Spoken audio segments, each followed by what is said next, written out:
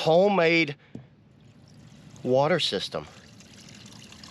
This is all rainwater. Very affordable, and every bit of this, I'm gonna let it run down to the bottom of this and just kind of like empty my barrel out. 32 gallons of water in this thing. What I have is basically a garbage can that I'm using as a rain barrel. Check this out. So I've ran one of these, you know, chain things. I will leave a link to those things. I like those. I got them running down into this barrel right here. So when it rains, I get a lot of water so I can collect rainwater.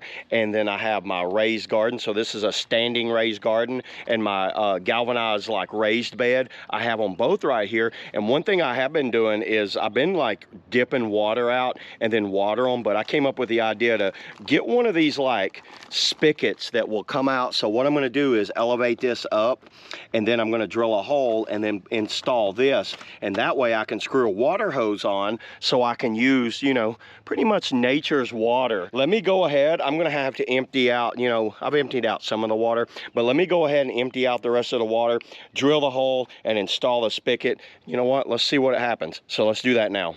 You can see there's everything with it right here. So that's the inside. That's going to go there. It looks like they've included a rubber gasket with it. And there's the piece that's going to go on the inside. This right here will screw in right there like that, and they do have some thread tape for that. And then here's the brass fitting that screws into there, and there you'll put more thread tape on that. And then you could tell these threads right here go to a water hose. So here's my plan of attack on this. So what I did, I lifted my barrel up just a little bit. By the way, this is just a Rubbermaid garbage can, and I'm going to drill through here. And then I got to make sure to drill high enough that you clear this like nut right there. So make sure you don't do it all the way down there. You'll never get the nut on there. So I'm going to do it maybe about a ½ inch up right there. E6000 transparent like glue. I'm going to go all around that just to kind of give it a double seal there, and then all around that to give it a seal on the inside. So that way it'll be kind of double sealed on this thing. So this is the 1 3/8, and then check that out. Look at that 1 3/8. So 1 3/8 Forstner bit looks like it's right on the money, and then I might have to thread it in there. So let's go ahead, let's start drilling, and let's get this thing installed, and let's see what happens.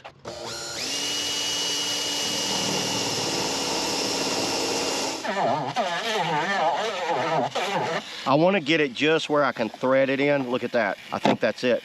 That's it. We got it. Isopropyl alcohol in a little squirt bottle there. I'm going to do both sides. See how much dirt was on there?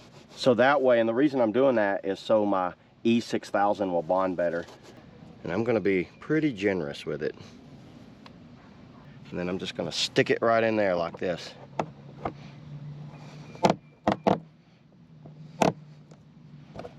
So you see down in here, here we go.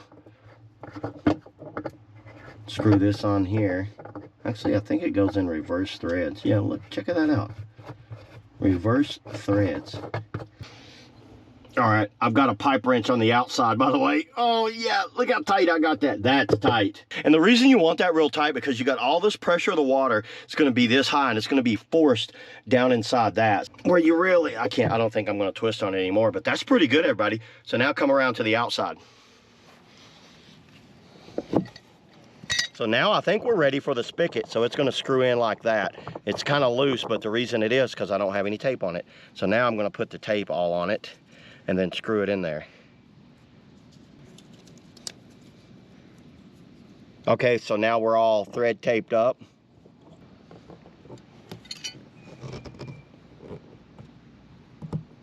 So this is gonna screw in right there.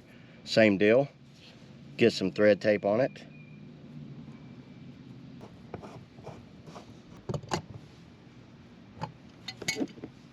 All right, we are set. Check it out. So then you just turn this dial right there. We should have water. So I'm gonna let it sit for a minute, then I'll add water to it and we'll see if it leaks. Okay, it's been a little bit. We're starting to add water back to it. So once the water starts getting up around it, we're gonna see if this thing leaks. Oh, it's over top of it now. Is it leaking? Is it leaking? That's it. So now here's the second part. Let's try this. We have spigots. We have a water spigot. Check it out. So The E6000's all kind of like holding it in right there. It's not dripping. It seems to be working perfect. So all we got to do is add a water hose to this and we are good to go. So yeah, there it is, everybody. That's, you know, kind of like the homemade rain barrel out of a garbage can and a spigot. See y'all in the next video.